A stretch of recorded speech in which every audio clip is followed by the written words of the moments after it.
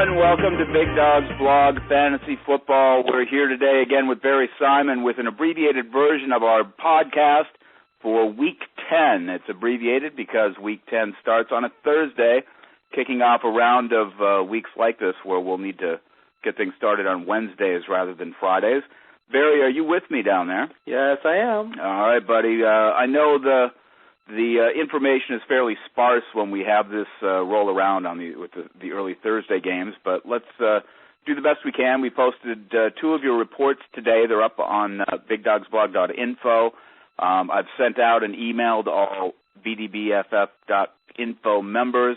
And Barry, why don't you go ahead and start out? What did you want to start with, the waiver wire? Yeah, I figured we'd start with the waiver wire. The only thing that's shortened is the injury report. The only injury reports that were available was for Thursday night's game, but I do have a list of strong plays, weak plays, and then I do have the waiver wire pickup. Okay. When the injury report, we might want to touch on some things that really hurt, I know, my team, and I'm sure many others. The conflicting reports on some players' injuries. You'll see this, and I don't know that there's much you can do about it, bud, but like Willis McGahee, they said he's the first one out on the field when you saw the reports on television and that he was ready to play, but he never took a snap. Yeah, and I think that Ray Rice might have earned himself a starting spot in that offense. I think that McGahee's going to be, fairly limited the rest of the year, even if he's healthy. I think he's going to share carries, and I think even possibly could be the second running back. Yeah, remains to be seen, but it definitely hurts fantasy clubs when coaches lie. Yeah, well, that team has now gone from mainly a single back offense to a tandem, to a full-on tandem. Yeah. All right, well, go ahead and let's go into the waiver wire. Okay, well, talking about some waiver wire pickups for Week 10, I think here's some of the better pickups at this point are people who have just been productive or people who have pretty good matchups for this week, and you'll see on my waiver wire report that's how it comes out. My first guy is Greg Camarillo, wide receiver, Miami. If he's available on your waiver wire, I suggest you get him because he is the main receiver in Miami, and they're throwing a lot. They're throwing more than I thought they would throw with the two running backs they have. And Camarillo had 11 catches for over 100 yards last week, and he's been catching at least 5 or 6 balls every game. Joe Flacco, quarterback Baltimore, he's getting better and better as the year goes on. And if you need a quarterback to start, he might be a good pickup for this week. So Baltimore's playing Houston, and we all know that Houston's defense is pretty generous when it comes to passing yards. Sean Hill, quarterback San Francisco, he's now the starter there. They think he's more effective than J.T. O'Sullivan, so we'll see what happens. But if you need a quarterback and you're sort of desperate, he might be a guy to pick up, especially going against Arizona, because I think that they're going to try to rely on the run, but I think Arizona's run defense is pretty good. So they may end up having to pass that game because to keep up with the scoring that Arizona is going to do, there may be a lot of passing in that game.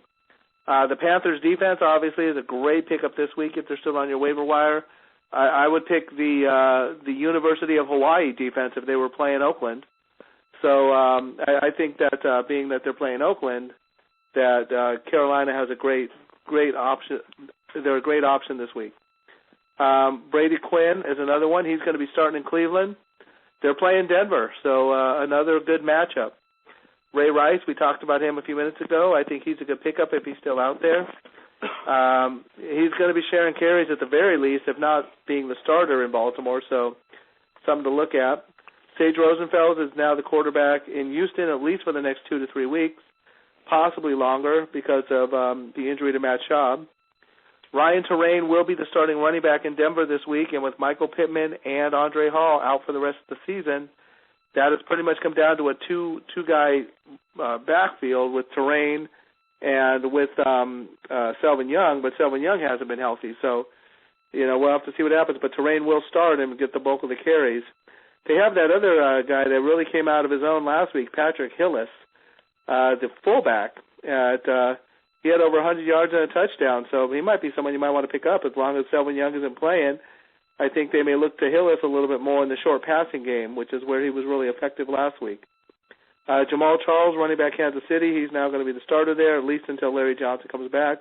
If Larry Johnson comes back, it looks like he will come back, but he's definitely out this week. So If Jamal Charles is effective and plays well, he may earn at the very least, a tandem spot with Johnson when Johnson comes back. Jarius Norwood, even though Turner's the main guy over there and has been playing really well, Jarius Norwood has been playing really well too. He had over 70 yards and a touchdown last week, and even though he's mainly a third down back, he's been very productive pretty much every week. So lastly, it's wide receiver Sean McDonald with Detroit. He's actually becoming the number 2 target over there behind Calvin Johnson, and he's been catching 5 or 6 balls a game. So he had over 80 yards last week with 6 catches, so definitely someone to look at. The new NFL seems to be, under the new commissioner, very proactive in going after players, very hitting them hard, not only with fines, but for any infractions whatsoever, even if they're not on the field. And that's affecting fantasy this year. Players like Larry Johnson, who was benched by the team in anticipation of league sanctions, and now they've met with him and they've sat him down for this week. You see a bunch of players involved in a water pill steroid thing that's going on. What's your take on all of this? Well, I agree. Goodell is definitely starting to crack down more on some of this stuff. I mean, look, Plaxico Burress missed a team meeting. He was suspended. He was originally suspended 2 games, but it got reduced to 1. But I agree, and that we're going to have to find out with this water pill thing what's going to happen. I don't think there's any way around these guys not being suspended in some way. I don't know how many games it'll be, but they're going to be suspended, the guys that are involved, which will definitely affect the Saints because they had an offensive lineman and Deuce McAllister both involved in that. So here's my question, which really comes down to next year's draft. I think that in ranking players, you're going to have to take in citizenship points in deciding who you're going to put on your team. I agree. I mean, I definitely would think twice next year about drafting Larry Johnson or Plaxico Burress or even Terrell Owens. I mean, Terrell Owens, I'm not even talking about from a performance standpoint. He's just known to be a troublemaker and, someone who causes trouble off during games and Randy Moss was more known for trouble off the field, but he's cleaned it up. Yeah, he's definitely cleaned it up since he's gone to New England. Belichick seems to have that effect on his players. He doesn't get a whole lot of guys who act up. Yeah, but boys and girls, I think you need to really think about next year when you do your draft. If you've got somebody who has been involved in even a misdemeanor or questionable character, you better think twice before you draft him next year. Or a history. I mean, guys who've had like Chris Henry, he'll be back next year, and but I don't see any other suspensions on the horizon for him. But he's back now. But I mean, guys like that, guys who have history of trouble, being a troublemaker and having problems. I think those are guys you should look carefully at when you're doing your draft. You need to move them down and think about trying to pick them up later on. Just as a hope during your bye week that they're still there. Just to elaborate a little bit, I mean, Plaxico Burress was the first wide receiver I took in our draft, and he started off strong. And then when this whole thing went down with him missing the practice, it's affected him dramatically because now, I mean, I've heard his own teammates talk about him in a way that they just can't trust him in that type of manner, and his production has suffered. And I really think that there's a link. I think there's a link between him being suspended for the game because of what happened, and the trust level now between him and his teammates. And he's just not getting as many targets from Eli Manning, and his production is horrible compared to where he was picked in most drafts. Yeah. Well, I guess citizenship does matter, even in sports. So, all right, let's move on. Let's go to the injury report, what there is of it this week. Okay, well, I only have, like I said, Cleveland and Denver for the Thursday night game. There's a couple injuries. Obviously, the Denver running backs, which we talked about. Terrain is going to start, and I think you're going to see more of that Patrick Hillis, but Terrain's going to start, and also, they've got some defensive injuries, too, which we've already talked about but in the past. But, with Champ Bailey being out and Boss Bailey and DJ Williams didn't practice this week. Tony Scheffler, this was limited. So they have a lot of players on both sides of the ball that could, Denver's defense is bad enough, but without Champ Bailey, without DJ Williams, without Boss Bailey, I think Cleveland can score a lot of points in this game. I don't know if they'll win because I think Denver can score just as many on Cleveland's defense, but it's something to look at. And as far as the Cleveland injury, there's no real major injuries when it comes to the Cleveland other than a couple offensive linemen. Eric Steinbach, their all-pro guard is injured, and he did not participate in practice. They don't know if he's going to play. But other than that, they're pretty healthy at this point. All right, everybody, we will post in addition to the existing Week 10 injury report later on, or maybe we'll make a separate post in BigDogsBlog.info. But we'll send that out. We'll send an email and send you a link to it once we do that. Barry, we're going to go ahead and ask a few of these questions we have here, and then we'll wrap it up. As I said, folks, this will be. Well, I do have some strong plays, weak plays too. Oh, you do? You have that ready? Yes, I do. Very good. I haven't seen that yet. So let me throw in a question or two here, and then you can go into that. Sound okay? Yeah. All right. Okay. Tracy Torrance in Fargo says, which two running backs should I start from Matt Forte, Tim Hightower, Chris Johnson, and Steven Jackson? Well, it's not bad choices to pick from. Yeah. Also, I need to start 3 wide receivers, Donnie Avery, Bernard Berrien, Greg Jennings, Derek Mason. And Andre Johnson. Yeah, and Andre Johnson. He's got a pretty good team there. Come on, girl. What are you gonna, What do you think? I would I would go ahead and bet that she's in the running for the playoffs in her league, unless she has someone like Jamarcus Russell, the quarterback. She picked 2 good rookies, that's for sure, at running back. And Jackson's out, isn't he? Yeah, they don't think he's going to play, but they don't know yet. He's questionable. But I would say of the 2 running backs she does have 3 really good plays. But the way that the guys are playing, Tim Hightower had a really good week last week, but he's still somewhat unproven. I would play him if I had fairly limited choices or guys on buys. But I think with the running back she has, I would actually, even though Forte and Johnson have horrible matchups, Forte, Chicago plays Tennessee. And Tennessee, Tennessee plays Chicago. So, they're going back and forth. Forte and Chris Johnson plays Chicago, and Forte plays Tennessee. But I think that you got to go with those 2 simply because they've been more proven. And Hightower does play San Francisco, so if you have a flex position, you may want to put him there. But I don't know if I would start him over the 2 guys who have actually proven themselves throughout the year. She's got all rookies. All 3 of those guys are rookies. Yeah. And then for wide receiver, I would probably, looking at the matchups, go with you have to go with Greg Jennings, especially against Minnesota, because Minnesota's pass defense is very questionable. And I would go from the way they've been performing. If you've got 3 you need to start, Andre Johnson, Greg Jennings, and Bernard Berrien. Those would be the 3 that I would start. Derek Mason's been playing well, but when you look at the 3 you're playing, I don't see how you can sit those. You can sit one of those 3 to play Derek Mason. Yeah, this is an interesting question. So if you had a flex instead, which 2 running backs, which 2 wide receivers, if I had a flex? Yeah, I would play Hightower in the flex, simply because he's playing San Francisco. So you would go Forte, Johnson, Hightower in the flex, and you would take Bernard Berrien and Greg Jennings.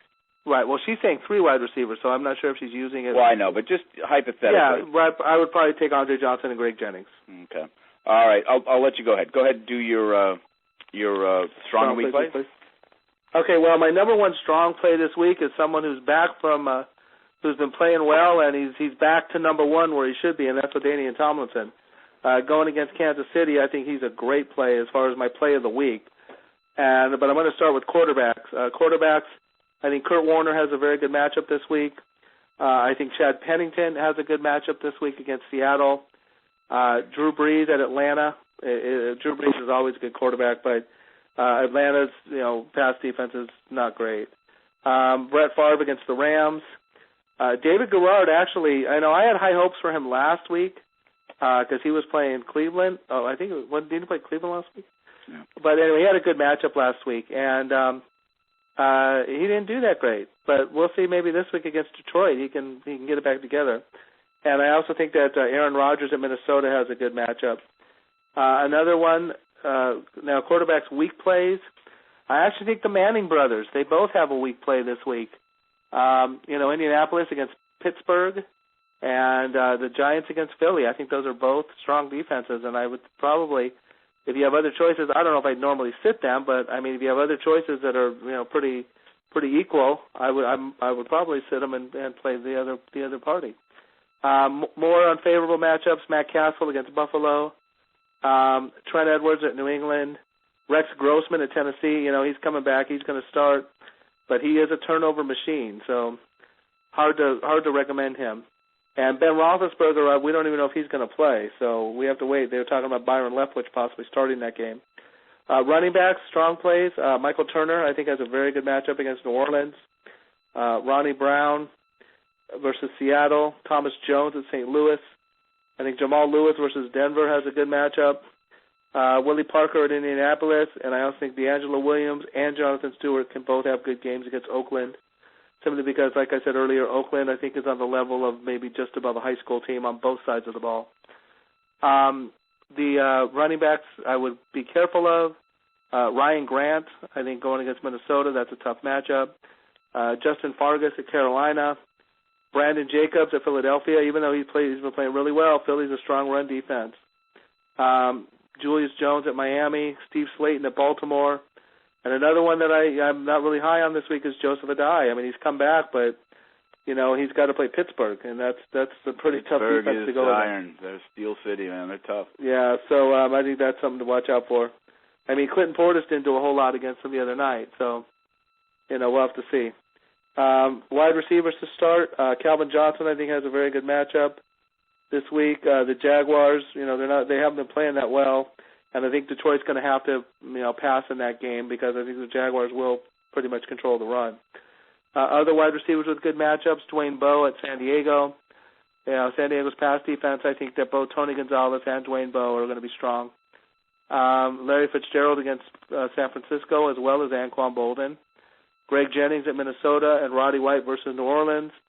Another wide receiver we talked about was Greg Camarillo.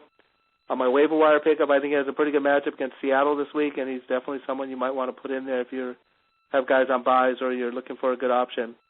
Wide receivers to sit, I think that Wes Welker doesn't really have the great matchup. Bills' defense is pretty good.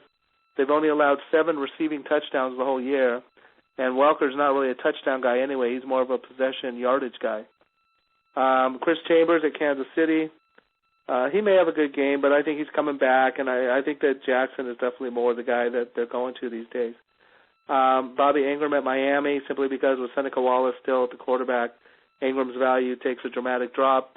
I think Ingram will be back on my waiver wire pickups once Hasselbeck comes back. Marvin Harrison at Pittsburgh. Marvin Harrison and Peyton Manning just have not been on the same page all year, other than one game that Harrison had 2 touchdowns, and he still only had 3 catches.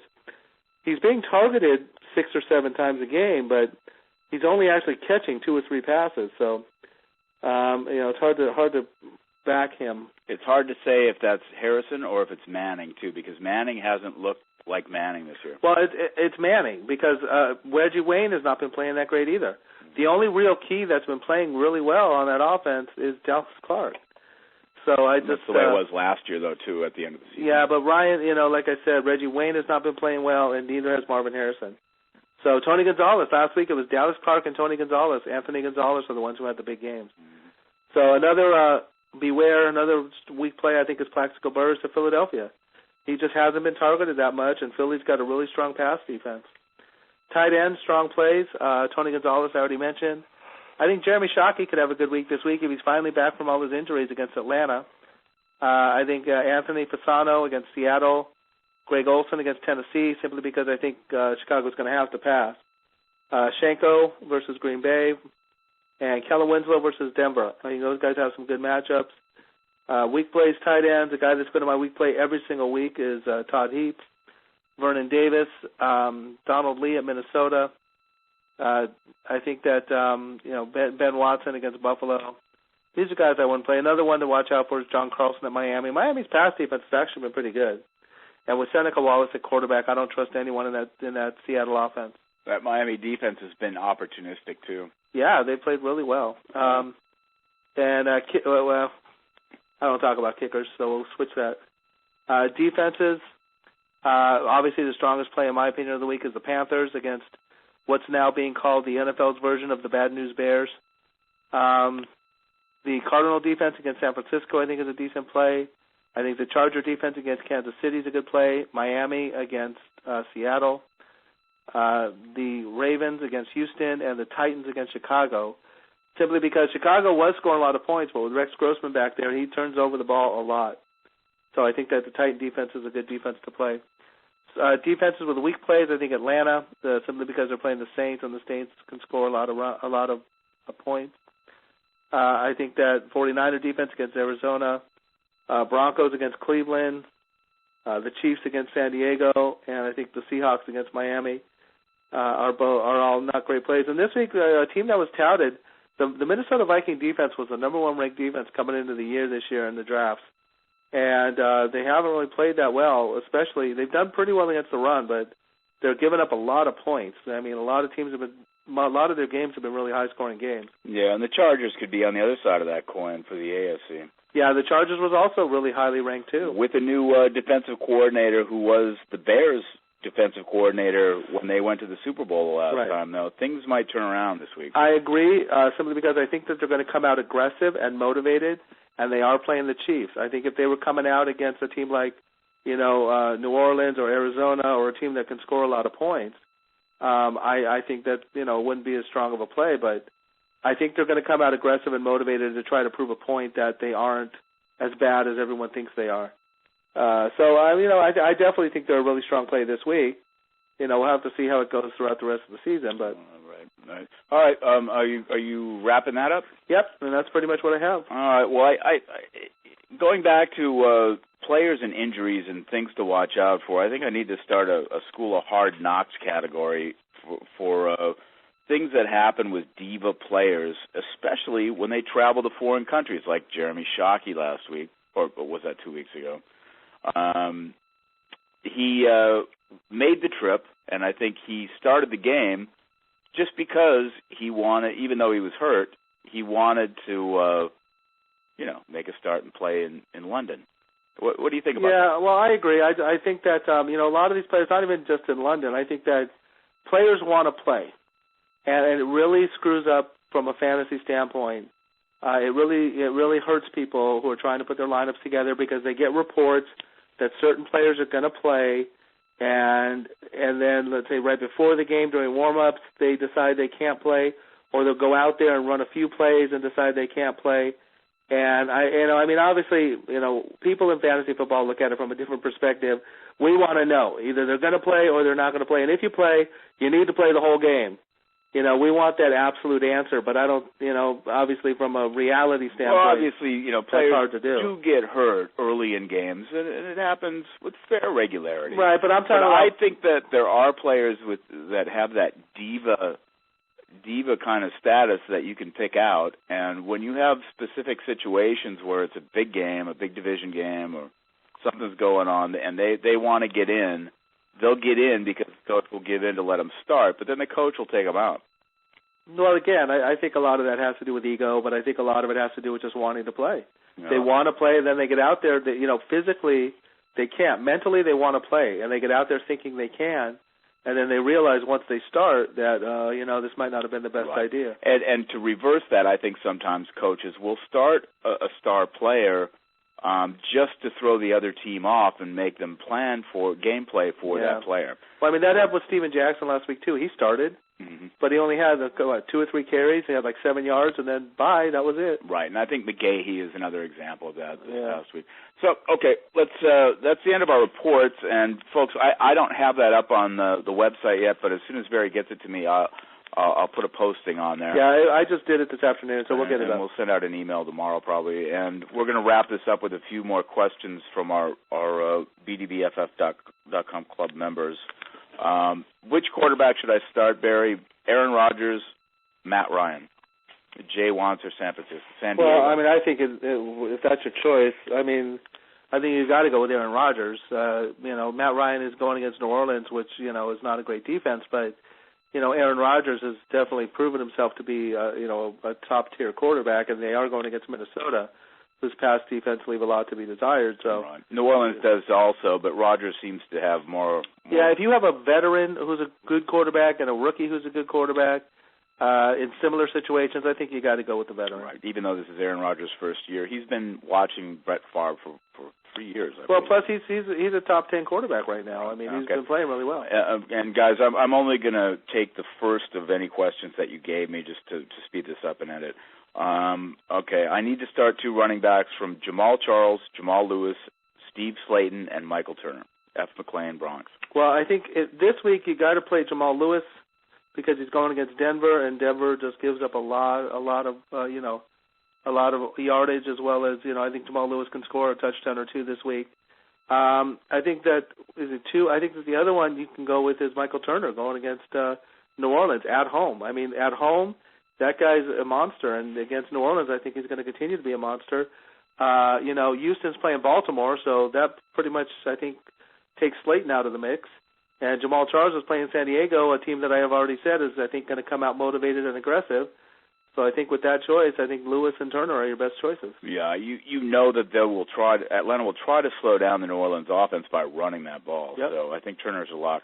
Okay, from San Diego, Ridgewood, New Jersey, blah, blah, blah, blah, blah. He wants to know, which tight end should I start, Dallas Clark or Owen Daniels, which is a very good question. That is a good question. Well, I mean, they're both playing tough defenses. One's playing. I wish I had that question. Yeah, I know. Well, I mean, Dallas Clark, is playing Pittsburgh, and Owen Daniels is playing Baltimore. But I think that I would go with Owen Daniels against Baltimore in that choice. I don't think that Indianapolis is going to score a whole lot of points against Pittsburgh, and Pittsburgh is the number 1 pass defense in the league. So I think that the Houston-Baltimore game, just like the Cleveland-Baltimore game was a 37-27 game, I think the Houston-Baltimore game has that same potential, where I think that means that Owen Daniels could be a lot more involved in scoring, or in the pass game, because I think Baltimore will shut down the run. So I think Houston's going to have to pass, and I think that they are a very prolific passing team, and they have some strong wide receivers, and they have Owen Daniels, and I think that Daniels is going to be a pretty strong target. I'm going to throw in a question for you from my team, Barry. I picked up the Miami defense because they're playing Seattle, but I have, of course, had the Pittsburgh defense all season long, and maybe they're not number 1 in fantasy rankings, but they are number 1 in NFL rankings for defense. And I am not quite sure if I should play Pittsburgh against Indianapolis or I should stick Miami in there against Seattle. Well, I mean, I think based on the matchup, even though I just said that I don't think the Indianapolis game is going to be a high-scoring game, I think that the Seattle's offense is a mess right now. With Seneca Wallace at quarterback and virtually no running game, I would probably go with the Miami. I'm in the same situation. I picked up the Carolina defense to go against Oakland, but I have the Tennessee defense, against Chicago, so I'm in the same sort of dilemma. But I think that looking at the matchups, Indianapolis hasn't been that great, but they always have that potential to score some points or to move the ball, and a lot more than I think Seattle does. Yeah, and Peyton Manning had the look of somebody who might have been snapping out of it last week. Yeah, they didn't look too bad against New England. They played a little better, but you also got to realize that the Miami defense is at home, and so is the Pittsburgh defense. So I just think that. For this week against that opponent, I would play the matchup more than play the stalwart, the usual guys you play. All right, buddy. Listen, we're out of time. Okay. We're hit the half-hour mark here. Everybody, thank you very much for listening in. Barry, thank you for once again giving us the reports and giving us the updates, and we'll on this short week continue to update those reports and send them out via email as soon as we receive them. Everybody, if you have not signed up for the emails, you can go to bdbff.com,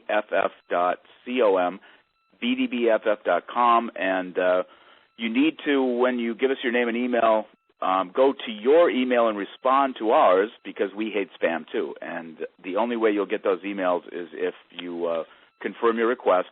Also, a plug for our sponsors. We have StubHub.com. If you need tickets to a game, go buy them from other fans. You can do exchanges, whatever. Just click the link on BigDogsBlog.info, where we post Barry's report and podcasts on a regular basis. Folks, thank you very much for joining us. Have a great week. Good luck this weekend and tomorrow night, and wishing you well in your fantasy games. Good night, Barry. Good night. Everybody have a good weekend.